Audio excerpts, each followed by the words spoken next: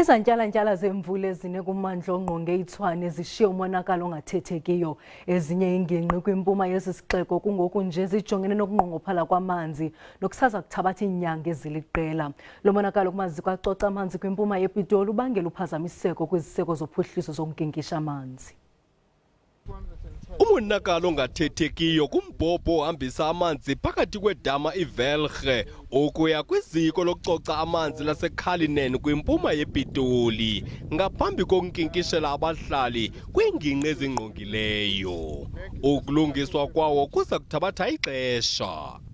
Engineers have made preliminary assessments to say this might take 8 months, and it is obviously a long time, but we do believe that we also, part of the challenge that we have is to find innovative ways to obviously reduce that time. Abahlali abachaphazelekileyo baqikelelwa kwi-300,000 kwaye baza kuxhomekeka kwizigadla ezibathuthela amanzi. Ba re ba kgonne solve problem ya bona ba tlisa di-jojo things nna ke bona ba irile pila because of ba kgonne re naganela or at least le rena re be le metsi solanka ba sa busy ka pipe abo.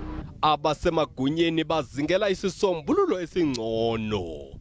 Sicabanga indlela yesikhashana ukuthi sakhe i-pump station ngaphesheya kwedamu ezoxhumana namapipe ethu lawa angazange awasheke, then sikwazi ukuthi sisupply amanzi okwesikhashana.